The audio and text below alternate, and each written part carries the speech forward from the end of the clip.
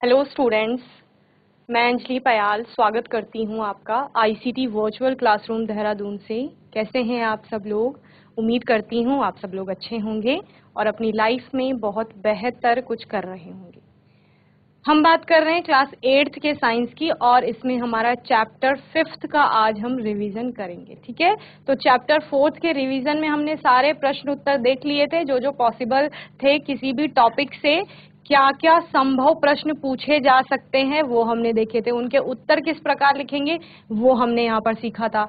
अभी हम क्या सीखेंगे? अभी हम सीखेंगे चैप्टर 5th में जो जो टॉपिक हमने पढ़े थे उनसे किस किस प्रकार के प्रश्न पूछे जा सकते हैं। ठीक है, और प्रश्न आएगा आपके पास तो उसका उत्तर आप किस प्रकार से लिखेंगे, कैसे शुरू करेंगे, कैसे एंड करेंगे, वो यहाँ पर सिखाया जाएगा। ठीक है, और आपके प्रश्न अलग अलग तरीके से पूछे जाते हैं, जैसे कि वन वर्ड में आपका प्रश्न आ सकता है, यानी कि एक शब्द में आपको प्रश्न लिखना है, और एक लाइन में हो सकता है लिखना हो, या फिर 2-3 लाइन जिसको कि आप लघु उत्तरीय प्रश्न कहते हैं उसमें आएगा, या फिर विस्तृत उत्तरीय प्रश्न यानी कि लॉन्ग आंसर टाइप्स जो क्वेश्चन होते हैं। ठीक है, तो किस प्रकार से आप अपने आंसर को या जो भी आपको नॉलेज है उस टॉपिक के बारे में उसको उन सीमित शब्दों में लिखते हैं वो यहाँ पर आपको सिखाया जाएगा। ठीक है, तो आज के सेशन में चैप्टर 5th जो हमारा है कोल एंड पेट्रोलियम यानी कि कोयला और पेट्रोलियम, इसके हम प्रश्न उत्तर यहाँ पर देखेंगे और उनको समझेंगे। ठीक है,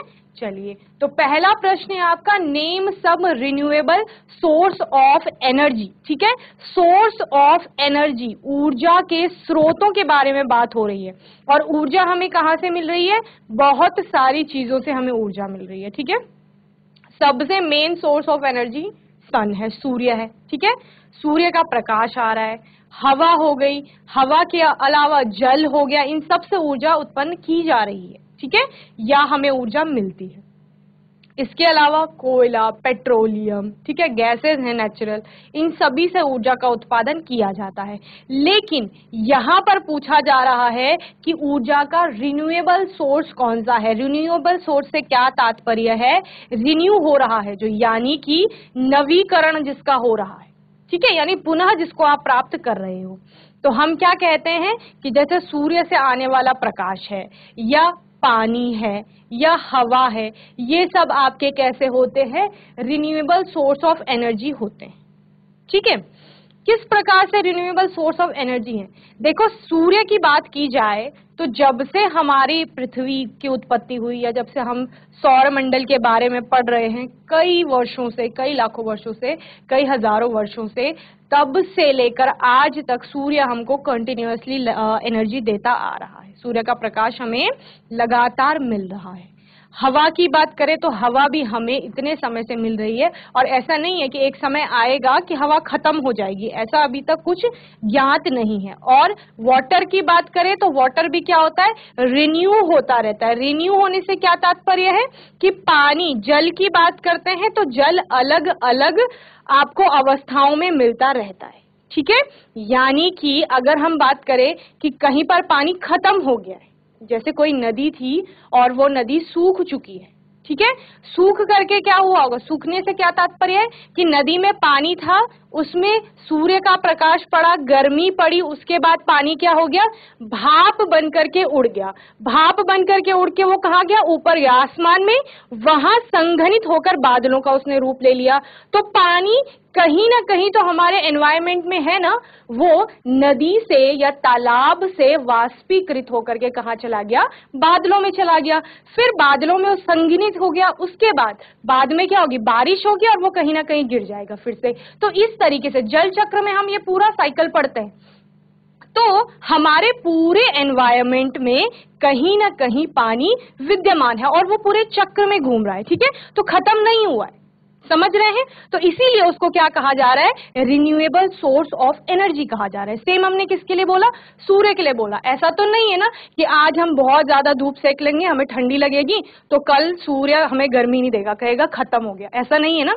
लेकिन जहां हम कोल और पेट्रोलियम की बात करते हैं तो हम क्या कहते हैं कि हमें इन सबको बचाना है। इनका हमारे एनवायरनमेंट में बहुत ज्यादा क्या है? मात्रा है इनकी, लेकिन फिर भी एक समय ऐसा आएगा कि ये खत्म हो जाएंगे। और क्योंकि रिन्यूएबल हैं, ये दोबारा बन सकते हैं, लेकिन इनको बनने में कई लाखों वर्ष लगेंगे, और वो लाखों वर्ष एक ह्यूमन एज के लिए नहीं है, क्योंकि हमारी एवरेज जो एज होगी वो कितनी होगी, 70 to 80 ईयर्स तक ही हम रहेंगे, उसके बाद मर जाएंगे।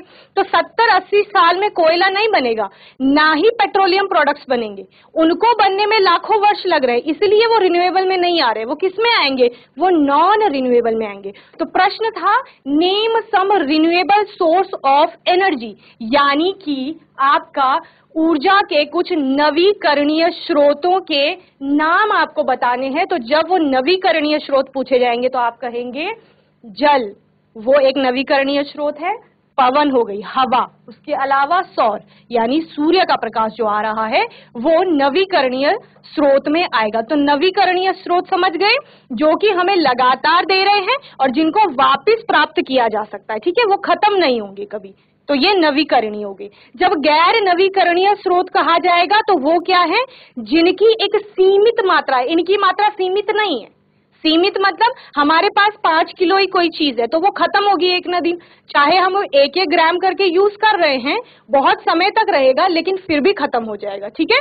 वहीं पर कुछ चीज असीमित है कि हम उसको यूज करते जा रहे लेकिन फिर भी खत्म नहीं होगी। तो जो सीमित है वो क्या हो गई, गैर नवीकरणीय, और जो असीमित है वो हो गई नवीकरणीय, ठीक है।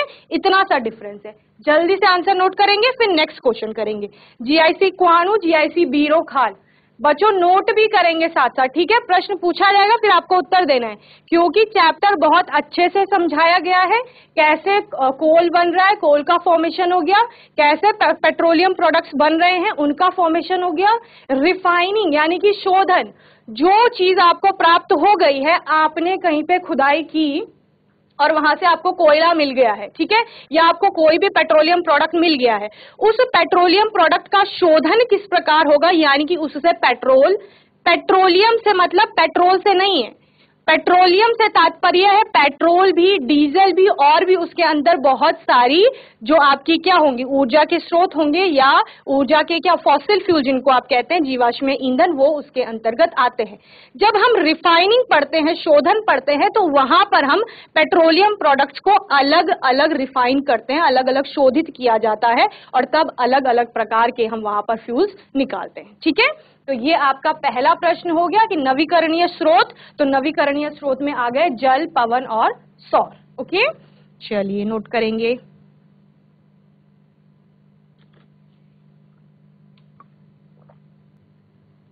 Next question, give some example of fossil fuels. अब फॉसिल फ्यूल क्या है, फॉसिल फ्यूल आपका कहलाता है जीवाश्म ईंधन, ठीक है। क्या हुआ, बहुत समय पहले हमारे यहाँ बहुत विशालकाय पेड़ थे, जानवर थे, ठीक है, जैसे कि हम डायनासोर एज की बात करते हैं कि डायनासोर भी रहा होगा कभी, ठीक है।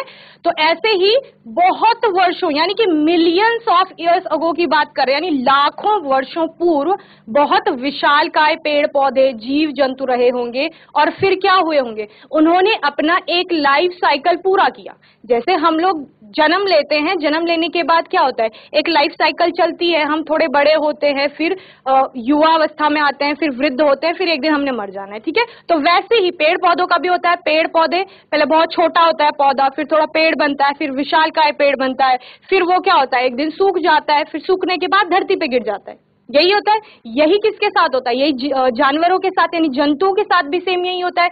तो यही धरती की सतह पर आ गए। अब क्या हुआ, अब कोई तो बारिश आई होगी, बाढ़ आई होगी, भूकंप आया होगा, और उनके कारण क्या होता है, चलिए ढंग से समझते हैं कि हम हैं इस सतह पर, ठीक है। यहाँ पर क्या था आपका, यहाँ पर थे कुछ वर्षों पूर्व विशालकाय पेड़, इसके अलावा यहाँ पर कुछ जंतु भी रहे होंगे, ठीक है। ड्राइंग बहुत अच्छी नहीं है पर समझ लीजिए। तो इस प्रकार से बहुत लाखों वर्ष पूर्व की बात हो रही है। तो ये पेड़ पौधे भी थे, जंतु भी थे, ये क्या हो गए, ये मर चुके हैं, यानी कि ये हो गए खत्म, ठीक है। तो ये इसी धरती की सतह पर गिरेंगे, कहीं और तो जाएंगे नहीं, यहीं गिरेंगे।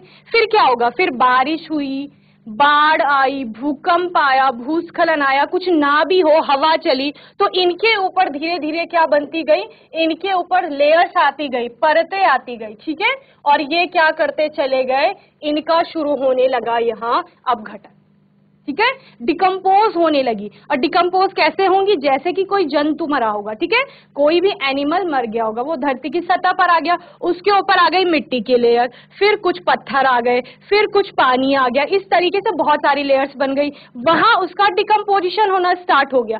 डिकम्पोजिशन होने से क्या तात्पर्य है बच्चे, पहले क्या होगी, उसकी जो ऊपर की स्किन रही होगी, क्योंकि अब वो जिंदा तो है नहीं, वो मर चुका है, तो उसकी स्किन धीरे धीरे खराब होगी। फिर क्या होगा, जो उसके इंटरनल ऑर्गन्स है, अंदर के उसके ऑर्गन्स है, हार्ट हो गया, किडनी होगी, जो भी उसमें होगा, वो धीरे धीरे डिकम्पोज होना स्टार्ट होंगे। ठीक है, हम क्या कहते हैं कि यहाँ जा रही है, एनवायरमेंट से ऑक्सीजन मिल रही है, एक समय आएगा कि ऑक्सीजन नहीं जाएगी अंदर, ठीक है, तो डिकम्पोजिशन वहां पर रुक जाएगा, यानी अपघटन रुक गया। तो क्या स्किन उसकी डिकम्पोज हो चुकी थी, इंटरनल ऑर्गन डिकम्पोज हो चुके थे, बच गई क्या, बोन्स, यानी कि हड्डियां बच गई उसकी। अब जो वो हड्डियां हैं वो यहाँ है, समझ रहे हैं।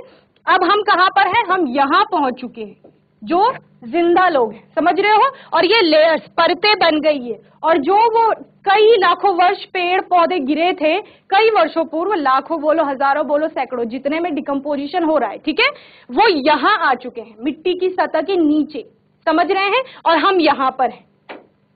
अब हम कह रहे हैं कि यहाँ उसकी स्किन डिकम्पोज हो गई है, यानी अपघटित हो गई है, उसके अलावा उसकी इंटरनल, जो आंतरिक उसके क्या थे, अंग थे, वो अपघटित हो गए हैं, रह क्या गई, हड्डियां। जब उन हड्डियों को हम देखेंगे तो उनको क्या कहा जाता है, उनको फॉसिल्स, यानी कि जीवाश्म कहा जाता है, जीवों के अंश। तो जीवों के अंश रह गए, जीवों में आपके पादप यानी कि पेड़ पौधे और जंतु दोनों आते हैं, ठीक है। तो हमने यहाँ पे जंतु का एग्जाम्पल लिया, उसके अलावा पेड़ पौधों में भी सेम होगा।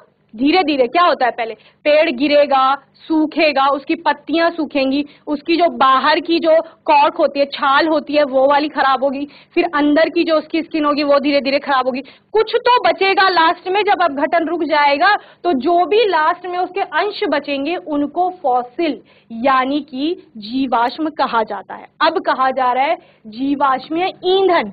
तो उस जीवाश्म से जो ईंधन प्राप्त होगा, ठीक है, उस जीवाश्म से जो ईंधन प्राप्त होगा या ईंधन बनेगा, उसको जीवाश्मीय ईंधन कहा जाता है। समझ गए, यानी कि जीव जंतु पेड़ पौधे मरे, उनके ऊपर परतें बनती चली गई, और परतें बनने के बाद क्या हुआ, वहां अपघटन हुआ।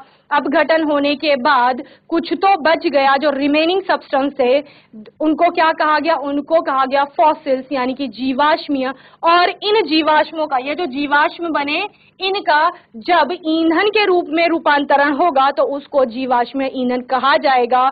और इन्हीं पेड़ पौधे, जीव जंतु, जो भी सब्सटेंस वहां पर उस टाइम पर समाप्त हुए होंगे, उनसे ही कोयला बनेगा, उनसे ही पेट्रोलियम प्रोडक्ट्स बनेंगे, उनसे ही नेचुरल गैसेस बनेंगी। यानी कि कोयला बना, पेट्रोलियम के उत्पाद बने, और उसके अलावा प्राकृतिक गैसें बने हैं। यानी कि कोयला हो गया, पेट्रोल, डीजल, आपका सीएनजी हो गया, या फिर एलपीजी, जो कि आपके किसमें होता है, किचन में जो सिलेंडर्स यूज करते हैं उनमें होता है, ठीक है, कुकिंग सिलेंडर्स में। तो ये सारी क्या है, ये सारे आपके आप फॉसिल फ्यूल में पढ़ेंगे, कोयले को पढ़ेंगे, इसके अलावा पेट्रोलियम को पढ़ेंगे, ठीक है। तो यहाँ पर पूछा है give some examples of fossil fuel. तो फॉसिल फ्यूल के कुछ एग्जांपल बताने हैं।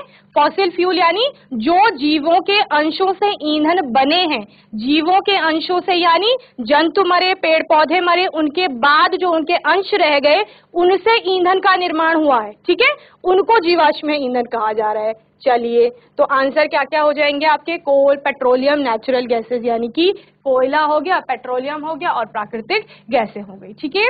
चलिए, आ गया समझ में, हाथ खड़ा करिए। GGIC बीरोखाल और GIC कुआनू, बच्चों समझ में आया, हैंड रेस करें, आया तो ओके, वेरी गुड। चलिए, प्रश्न नंबर 3 देखते हैं। प्रश्न नंबर 3 है, name the element present in coal. उस तत्व का नाम बताना है जो कोयले में उपस्थित रहता है, ठीक है।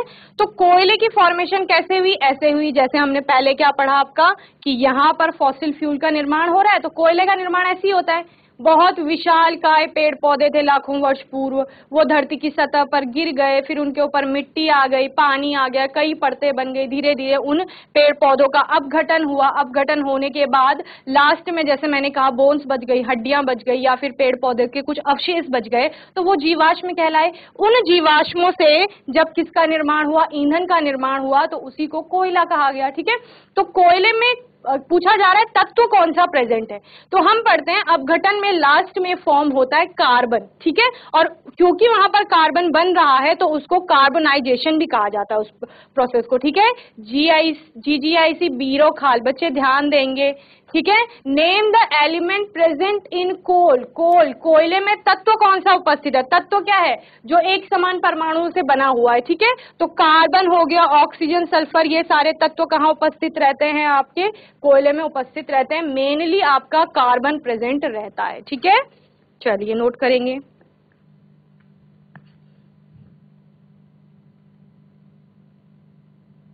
सबसे ज्यादा मात्रा में पूछे जाने वाला तत्व होगा तो आप कार्बन कहेंगे। ठीक है, कि कार्बन यहाँ पर सबसे ज्यादा मात्रा में पाया जाएगा, ऑक्सीजन और सल्फर कम मात्रा में पाए जाते हैं। ठीक है, नोट कर लिया है सभी ने? ठीक है, चलिए प्रश्न संख्या 4, which are the 2 main techniques of mining. ठीक है, अब माइनिंग की जाती है और माइनिंग के द्वारा उन जो फ्यूल्स की बात कर रहे हैं उनको बाहर निकाला जाता है। ठीक है, तो वो माइनिंग की टेक्निक पूछी जा रही है कि आपको 2 मेन टेक्निक बतानी है। ठीक है, तो एक होती है सरफेस माइनिंग और दूसरी होती है अंडरग्राउंड माइनिंग। सरफेस माइनिंग में क्या होता है कि जो नजदीक में है, जिस धरती की सतह पर हम खड़े हैं उससे जो नजदीक में आपको ईंधन मिल रहा है उसको सरफेस माइनिंग कहेंगे, और दूसरा अंडरग्राउंड माइनिंग जो नीचे ही नीचे होगी। ठीक है, तो 2 प्रकार की हो गई। खनन की 2 मुख्य तकनीकें कौन सी हैं, एक भूतल खनन हो गया और एक भूमिगत खनन हो गया। ठीक है,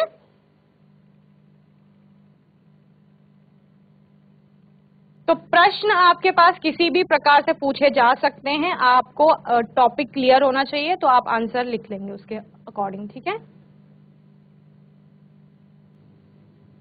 ओके, चलिए next question number 5, list 4 varieties of coal. कोयले की 4 वेराइटीज बतानी है, यानी कि किस प्रकार का कोयला पाया जाता है। तो पीट होता है, इग्नाइट होता है, और बिटुमिनस होता है, और एंथ्रेसाइट होता है। ठीक है, पीट, लिग्नाइट, बिटुमिनस और एंथ्रेसाइट, ये 4 प्रकार के कोयले हम पढ़ते हैं। ठीक है, यानी कोयला भी अलग अलग रूपों में पाया जाएगा।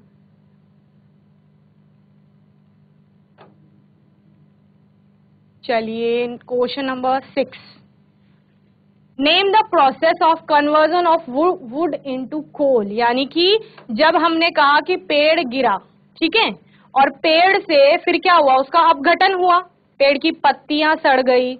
अपघटन को सिंपल लैंग्वेज में समझो कि आपका सड़ना गलना, जिसे आप बोलते हो नॉर्मल लैंग्वेज में। ठीक है, यानी कि पत्तियां भी सड़ गई, फिर धीरे धीरे जो लकड़ी थी वो भी खराब होनी शुरू हो गई। ठीक है, तो उस लकड़ी से जब कोयले का निर्माण हुआ, वो वाला कोयला नहीं जो जलाने के बाद होता है, कौन सा कोयला, जो अपघटन के बाद बन रहा है धरती की सतह के नीचे।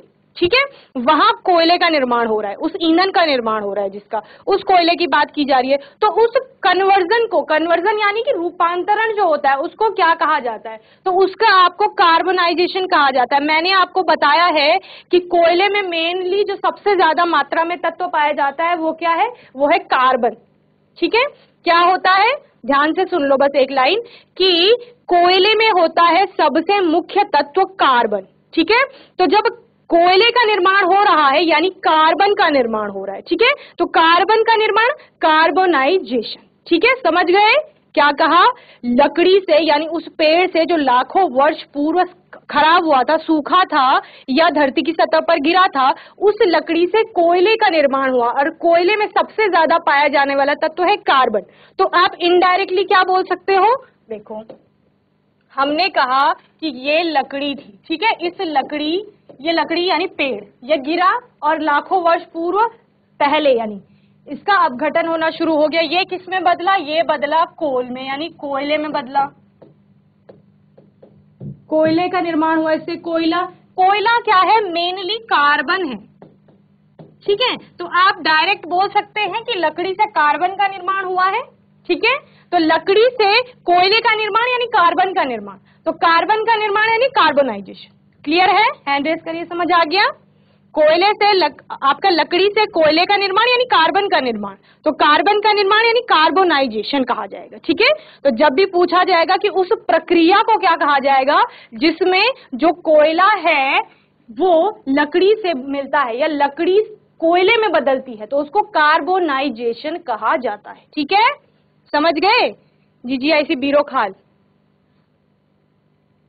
Good, very good. लकड़ी से कार्बन का निर्माण यानी कार्बोनाइजेशन, वेरी गुड GIC क्वानू। और लकड़ी से कोयला यानी मेनली कार्बन ही बन रहा है, तब भी बन तो कार्बन ही रहा है ना, कोयला बन रहा है यानी उसमें कार्बन है, कार्बन ही बन रहा है, तो कार्बन का बनना कार्बोनाइजेशन। चलिए नोट करो। तो कभी कभी प्रश्न, अब ये तो शॉर्ट आंसर में पूछ लिया उन्होंने, ठीक है, वन वर्ड में। प्रश्न क्या आ सकता है? प्रश्न आ सकता है कार्बोनाइजेशन क्या है, तब आप क्या कहोगे कि लकड़ी यानी कोयले का जब भी निर्माण हो रहा है तो उसको कार्बोनाइजेशन कहा जाएगा। Very good. चलिए 7th क्वेश्चन करते हैं। 7th क्वेश्चन क्या है आपका?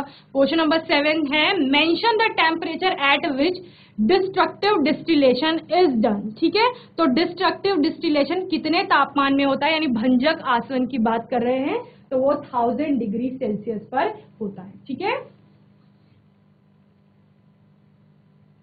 तो बच्चे डिस्ट्रक्टिव डिस्टिलेशन में होता क्या है, जिसको भंजक आसवन भी कहा जा रहा है आपको, इसमें जो कोयला मिलता है ना, उस कोयले को हवा की अनुपस्थिति में, यानी वहां पे हवा नहीं होती है, ठीक है, हवा यानी ऑक्सीजन को रोका जाएगा, समझ रहे हैं, हवा में आपके ऑक्सीजन गैस भी होती है, तो मेनली हवा की अनुपस्थिति जब भी आपको कहा जाता है तो यानी ऑक्सीजन की उपस्थिति को रोका गया है, ऑक्सीजन को वहां पे नहीं पहुंचने दिया गया है, तो हवा की अनुपस्थिति में कोयले को 1000 डिग्री सेल्सियस तक तापमान दिया जाता है, यानी कि 0 से लेकर और 100 डिग्री के 1000 डिग्री यानी 1000 डिग्री सेल्सियस के बीच में कितना भी तापमान उसको देंगे तो वहां पर उसको फिर गर्म किया जाएगा और फिर उसके अलग अलग उत्पाद बनेंगे कोयले।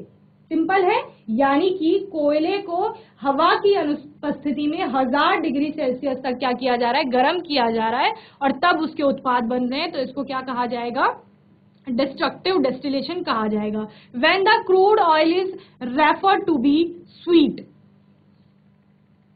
कब कच्चे तेल को, कच्चा तेल कौन सा है, जो आपने अभी अभी माइनिंग करके या खुदाई करके अभी अभी जिसको प्राप्त किया है, ठीक है, उसको कच्चा तेल कहा जाएगा। तो उस कच्चे तेल को मीठा कब कहा जाता है, यानी स्वीट कब कहा जाएगा, तो जब उसमें गंधक की मात्रा यानी सल्फर की मात्रा कम होती है। सल्फर भी आपका एक अधातु है, आपने पढ़ा ना इससे पहले, धातु और अधातु पढ़ा, तो सल्फर किस कैटेगरी में था, अधातु की कैटेगरी में था। तो जब सल्फर अब्सेंट रहता है वहां पर या अनुपस्थित रहता है या उसकी मात्रा कम होती है, तो उस सल्फर यानी गंधक की कम मात्रा के कारण उस तेल को, यानी कि जिसको अभी अभी धरती से निकाला गया है, उसको क्या कहा जाएगा, मीठा कहा जाता है, यानी कि स्वीट कहा जाता है। ओके,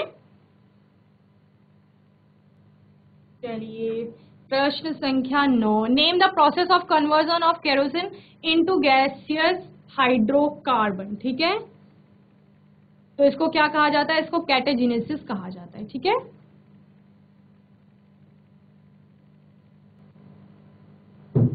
तो ये सारे टॉपिक जब चैप्टर पढ़ रहे थे तो हमने बहुत अच्छे से समझे थे। ठीक है, then name the country which is the leading producer of petroleum. बताओ, कोई बताएगा पेट्रोलियम का सबसे ज्यादा उत्पादन कौन सी कंट्री में होता है, कौन से देश में सबसे ज्यादा ऑयल मिलता है आपको, पेट्रोलियम, पेट्रोल, डीजल, किस देश में सबसे ज्यादा ऑयल मिलता है, पेट्रोलियम मिलता है, मतलब पेट्रोलियम प्रोडक्ट, पेट्रोल हो गया, डीजल हो गया, सबसे ज्यादा। तेल के कुएं कहाँ बोले जाते हैं, बताओ कौन से देश में बोले जाते हैं,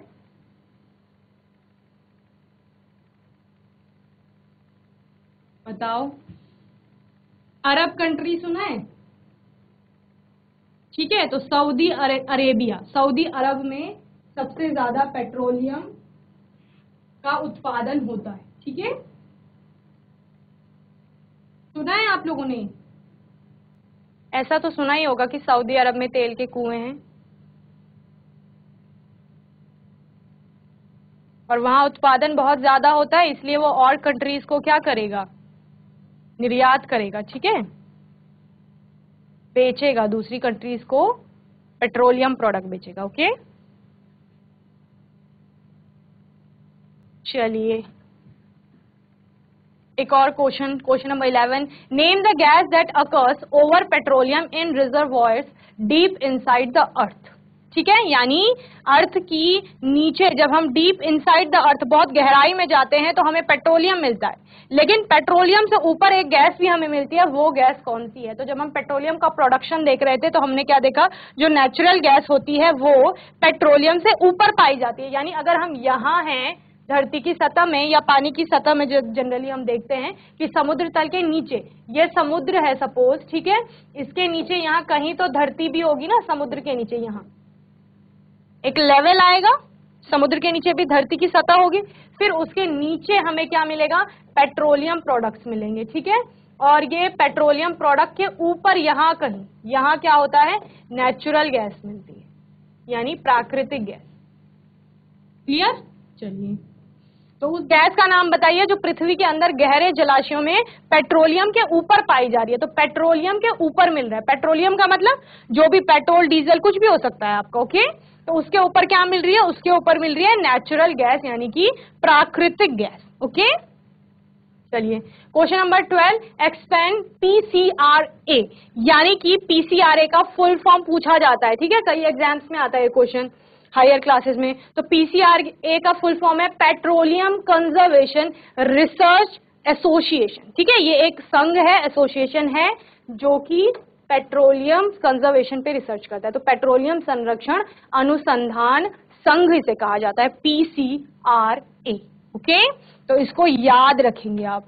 तो ये आपको सारे जो क्वेश्चंस कराए जा रहे हैं, ये जब आप कोई कॉम्पिटिटिव एग्जाम देते हैं तो उनमें भी ये प्रश्न आते हैं। ठीक है, तो आपको अच्छे से पढ़ना है। हायर क्लासेस का भी है ये कि आप आगे की कक्षाओं में जाएंगे तो इतनी ही डीप नॉलेज आपको करनी पड़ेगी। ठीक है, चलिए, तो बच्चों आज के सेशन में क्या किया, चैप्टर 5 जो हमारा है कोल एंड पेट्रोलियम, यानी कोयला एवं पेट्रोलियम, उसके हमने प्रश्न उत्तर देखे और अच्छे से उनको समझा। ठीक है, अगर आपके इतने क्वेश्चंस में कोई डाउट होगा, प्रश्न होगा, तो आने वाले सेशन में आप लोग पूछ लेंगे और आने वाले सेशन में फिर हम इसी चैप्टर को आगे कंटिन्यू करेंगे और क्वेश्चंस को अच्छे से समझेंगे। ठीक है, और तब तक के लिए आईसीटी वर्चुअल क्लासरूम से जुड़ने के लिए धन्यवाद।